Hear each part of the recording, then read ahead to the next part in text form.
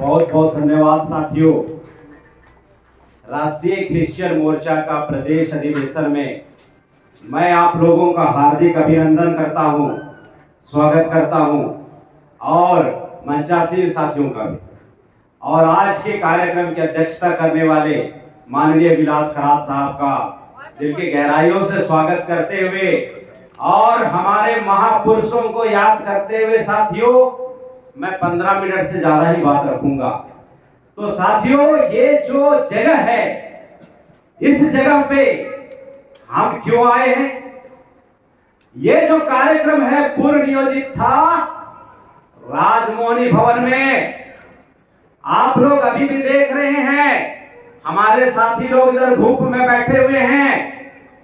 क्यों धूप में बैठे हुए साथियों? क्योंकि माननीय वामन मेश्राम साहब पिछले 48 सालों से बार बार आप लोगों को बता रहा है, भारत देश में लोकतंत्र नहीं ब्राह्मण तंत्र लागू हो चुका है। और आज ये जो प्रशासनिक अधिकारी हैं, एडमिनिस्ट्रेटिव सिस्टम है भारत देश का, वे आपके अधिकारों को हनन करने का और आपके फंडामेंटल राइट्स को छीनने का दिन रात दिन दहाड़े पूरे छत्तीसगढ़ प्रदेश में, पूरे भारत में गुंडागर्दी का काम कर रहा है। मैं इस अधिवेशन के माध्यम से मैं ये बताना चाहता हूं कि आरएसएस और बजरंग दल के गुंडे मवालियों को उतनी औकात नहीं है कि वो आपको मार सके, लेकिन आप लोगों को थाना प्रभारी संविधान के विरोध में और कानून के विरोध में ले जाकर अरेस्ट करता है। साथियों, ताकत कहां पे है? एडमिनिस्ट्रेटिव सिस्टम में। एडमिनिस्ट्रेटिव सिस्टम आरएसएस के बजरंग दल के गुंडे मवालियों को संरक्षण दे रहा है। इसके वजह से लोग बहुत ही ज्यादा फरफरा रहे। मैं इस मंच के माध्यम से उनको मैं चैलेंज करना चाहता हूं, सुधर जा मोहन भागवत, नहीं तो आप भारत में रह नहीं पाओगे और यूरेशिया जा नहीं पाओगे। छोटे मोटे टुच्चे लोगों को पकड़ेंगे नहीं, टुच्चे का बाप को पकड़ेंगे।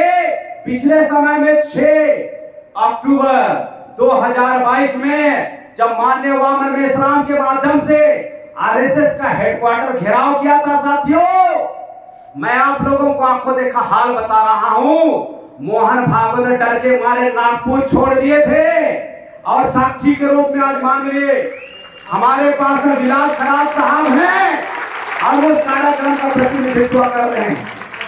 आप सोचो, अगर चेला में इतना गर्मी है तो गुरु में कितना गर्मी होगा। मैं इंडिकेट कर रहा हूं माननीय वामन मेश्राम को, और वामन मेश्राम साहब ने वादा किया है साथियों, 2028 मूल निवासियों का शासक और हुक्मरान बनने का साल है। 2028 मैं आप लोगों से पूछना चाहता हूं, शासक बनने के लिए तैयार हैं? शासक बनने के पूर्व शर्त है साथियों, हमारे सामाजिक जड़ मजबूत होना चाहिए। राजनीतिक जड़ मजबूत होने से पहले की पूर्व शर्त है सामाजिक जड़ मजबूत होना चाहिए। और माननीय मेश्राम साहब ने, माननीय विलास खरात साहब ने कहा है साथियों, 6 लाख गांव जाके आपको भारत मुक्ति मोर्चा के समर्थन में, राष्ट्रीय क्रिश्चियन मोर्चा के समर्थन में आपको काम करना होगा। मैं आप लोगों से पूछना चाहता हूं, काम करने के लिए तैयार हैं? काम करने के लिए तैयार हैं? तो साथियों, मैं आपको बताना चाहता हूं, यहां पे ब्राह्मण की क्या औकात है। अगर ऊपर से डायरेक्ट ब्रह्मा भी आएगा ना, हम लोगों को रोक नहीं पाएगा। मैं किस विश्वास पे ऐसा बोल रहा हूं? क्योंकि आपने आज वादा किया है कि हम 6 लाख गांव तक संगठन को पहुंचाने का काम करेंगे। मैं आप लोगों के ऊपर विश्वास करके मैं यहाँ पे चैलेंज कर रहा हूं साथियों। आज हमारे 57 के पीछे मजबूत कारण है, वो हमने सेंट्रल गवर्नमेंट दुश्मन के हाथ में दे दिया, स्टेट गवर्नमेंट दुश्मन के हाथ में दे दिया। और डिस्ट्रिक्ट मजिस्ट्रेट को और डिस्ट्रिक्ट एडमिनिस्ट्रेटिव सिस्टम को हमने दुश्मन के हाथ में सौंप दिया। वो कानून के विरोध में जाकर, संविधान के विरोध में जाकर आपके आर्टिकल 25 का बैलेंस कर रहा है, आर्टिकल 19 का बैलेंस कर रहा है। और ऐसा नहीं होना चाहिए। दुश्मन ताकतवर नहीं है, हम अज्ञान हैं, इसके वजह से ऐसा हो रहा है। दुश्मन ताकतवर नहीं है, हम विभाजित हैं, इसलिए ऐसा हो रहा है। आज इस अधिवेशन के माध्यम से मैं आप लोगों को कहना चाहता हूं, पूरे समाज का ठेका लीजिए। हमारे आदिवासी समुदाय, हमारे अनुसूचित जाति के समुदाय, हमारे ओबीसी समुदाय और माइनॉरिटी समाज का छोटा छोटा बच्चा सित्तर पुछाने नहीं आना चाहिए, लेकिन अपना दुश्मन की पहचान करना आना चाहिए। आप लोग तैयार हैं? आप लोग तैयार हैं? साथियों, ये काम करना पड़ेगा। हम लोगों को फोकट में एक्सपेक्टेशन की आदत होती है। भगत सिंह पैदा होना चाहिए किसके घर में? सुनील डोंगरदीवे के घर में। भगत सिंह पैदा होना चाहिए किसके घर में? अरविंद कच्छप के घर में। काम चलेगा क्या? भगत सिंह हर घर में पैदा होना चाहिए और हर बहन को अपने भाई को भगत सिंह बनाना चाहिए। हर बहन को अपने भाई को बिरसा मुंडा बनाना चाहिए। हर बहन को अपने भाई को, हर माँ को अपने बेटे को विलास खराब बनाना चाहिए। क्या आप मेरे बातों से सहमत हैं? क्या आप मेरे बातों से सहमत हैं? तो साथियों, ये लड़ाई का ऐलान है, ये मूल निवासी साथियों का हुक्मरान बनने का ऐलान है। अब काम नहीं करेंगे ना, 2028 में टाटा फिक्स हो जाएगा। काम करना पड़ेगा। काम को नजरअंदाज करने का कोई विकल्प नहीं है। हमारे पास में सिर्फ एक विकल्प है कि हर हाल में हमें काम करना है, और काम करेंगे तो हम उस मुकम्मल नतीजे तक, उस मकसद तक पहुंच पाएंगे। अभी हाल फिलहाल में आपने जशपुर में देखा, 25 तारीख से लेकर 27 तारीख तक ईसाई आदिवासी महासभा के माध्यम से साथियों न्याय यात्रा निकाला गया था। और उस न्याय यात्रा में बहुत सारे साथियों ने मेरा वीडियो भी देखा है। जब मैं जशपुर एसडीओपी को मैं काउंटर सवाल पूछ रहा था, और एसडीओपी साहब ने क्या बोलता है कि हमने हर तरीके से इन्वेस्टिगेशन किया इस वीडियो में, और रायमुनि किसी भी तरह से दोषी सिद्ध नहीं होता है। एक तरफा कार्रवाई है कि नहीं है? एक तरफा कार्रवाई इसलिए है क्योंकि सेंट्रल गवर्नमेंट और स्टेट गवर्नमेंट ब्राह्मणों के नियंत्रण में है।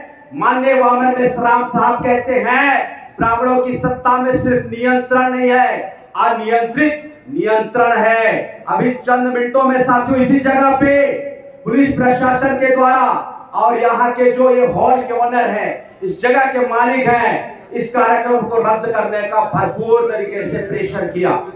और यहाँ पे मुक्ति प्रकाश है, यहाँ पे कालेदान तिर्की है, यहाँ पे अमित है, यहाँ पे रूपनारायण इस बात की साक्षी है। मैं इस बात को अभी तक हमारे अरविंद कच्छप साहब को भी नहीं बता पाया हूँ। कानून और संविधान के विरोध में जाके ये जागृति को रोकने का काम कर रहे साथियों।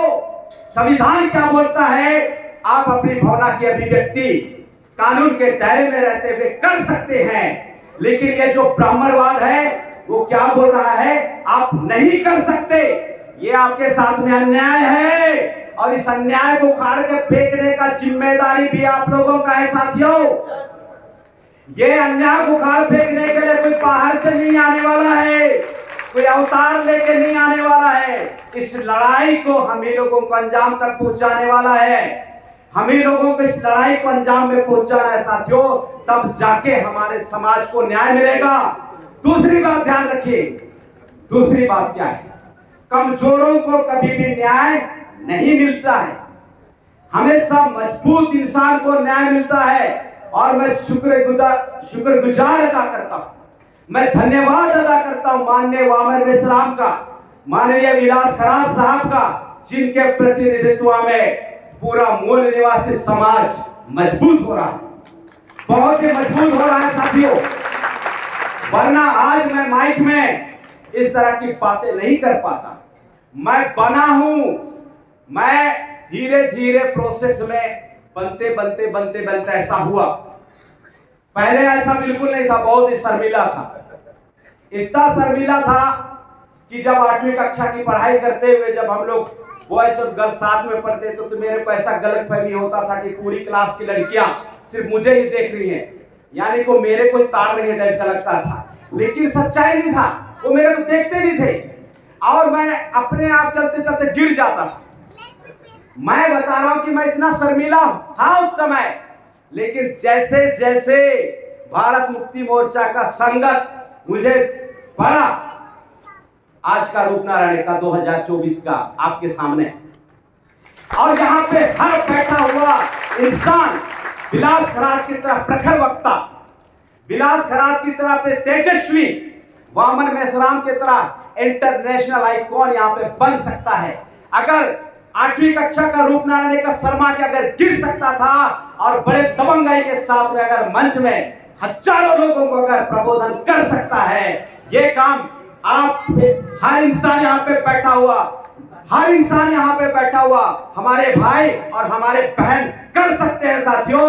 बस प्रशिक्षण लेने की जरूरत है।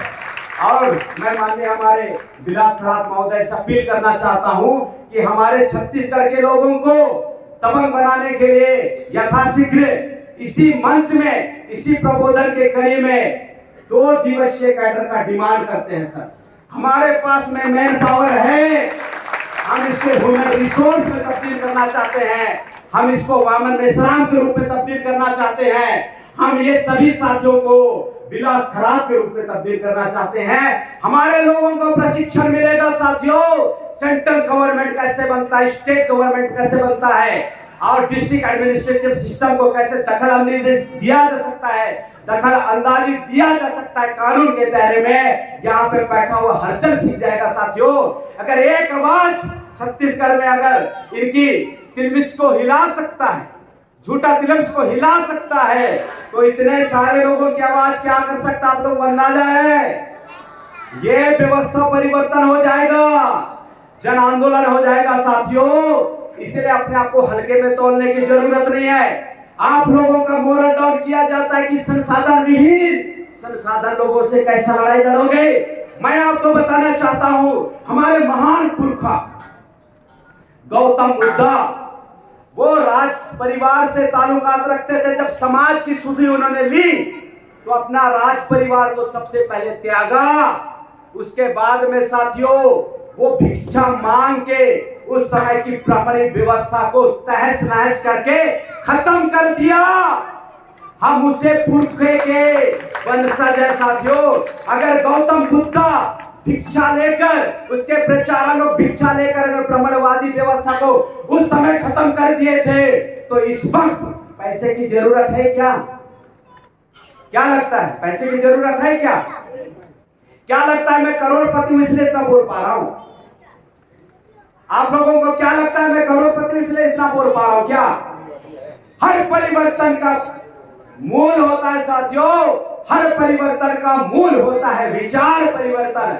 अगर विचार परिवर्तन हो जाएगा तो जज्बात परिवर्तन हो जाता है, और जब जज्बात परिवर्तन हो जाता है तो समाज में बदलाव आना शुरू हो जाता है।